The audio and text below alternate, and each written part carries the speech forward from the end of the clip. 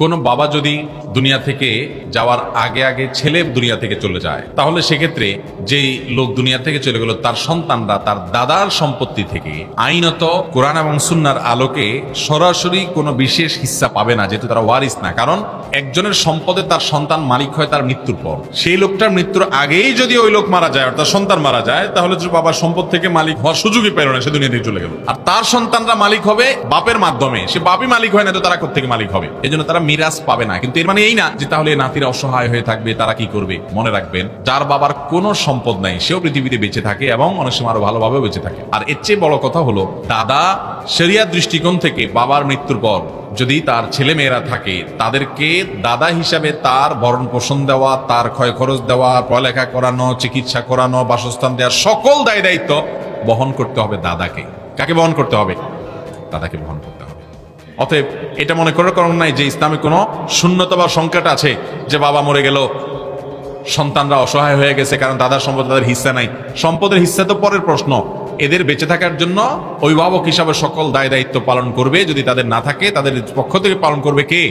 দাদা। শুধু তাই নয়, যেহেতু তাদের জন্য কোনো হিস্সা ফিক্সড করা হয় নাই, সেজন্য তাদেরকে অবারিতভাবে দেওয়ার সুযোগ আছে। একটা গুরুত্বপূর্ণ মাসআলা নবী সাল্লাল্লাহু আলাইহি ওয়াসাল্লাম হাদিসে বলা আছে, সেটা হলো যে লা ওয়াসিয়াতা লিওয়ারিথিন, কোনো ওয়ারিসকে ওসিয়ত করা যায় না। ধরেন আপনার ছেলে আপনার মৃত্যুর পর আপনার সম্পদে ভাগ পাবে, আপনি এই ছেলের জন্য যদি ওসিয়ত করেন যে আমার অমুক জমিটা অমুক বিল্ডিংটা আমার ছেলেকে আমি দিলাম, ওসিয়ত করে থুয়ে গেলাম, আমার মৃত্যুর পর তোমরা তাকে দিবা, শরীয়ত বলে এটা ভ্যালিড না, এটা অবৈধ, এটা গ্রহণযোগ্য না।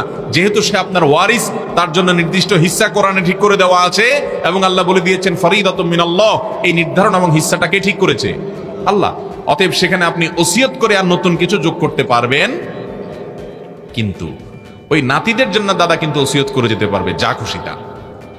তার টোটাল সম্পদের 1/3 পর্যন্ত এই নাতিদেরকে ওসিয়ত করে যেতে পারে যে আমি মরে গেলে তাদেরকে এগুলো দিও।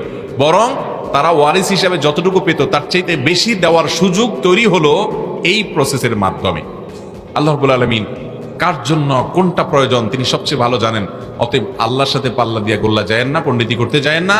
অনেকে এই মাসআলা এসে ইসলামের উপরে প্রশ্ন তোলে, হ্যাঁ কেমন কথা যে বাপ মরে গেছে, নাতিগুলা অসহায় হয়ে গেছে, দাদা সম্পদে ভাগ পাবে না, তাহলে তারা চলবে কিভাবে?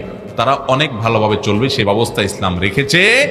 এখানে যেহেতু বাবার তরফ থেকে মিরাজ পাওয়ার সুযোগ নাই, সেজন্য দাদার তরফ থেকে একান্ত তাদের দায়ভার নেওয়ার অবশ্য কর্তব্য তার উপরে বর্তায়, যদি তাদের নিজেদের সামর্থ্য না থাকে। দ্বিতীয়ত, ওসিয়তের মাধ্যমে তারা যা পেত মিরাজ হিসাবে তার চাইতে বেশি পাওয়ার সুযোগের পথ আল্লাহ তাআলা খোলা রেখেছেন, এবং সেটা হবে সামাজিকভাবে তাকে যেরকম ধরার সুযোগ আছে। শুধু সামাজিকভাবে না, সারা পৃথিবীতেই ম্যাক্সিমাম ফ্যামিলিতেই এ ধরনের পরিস্থিতিতে দাদারা আন্তরিক হয়ে তারা কিছু না কিছু করে।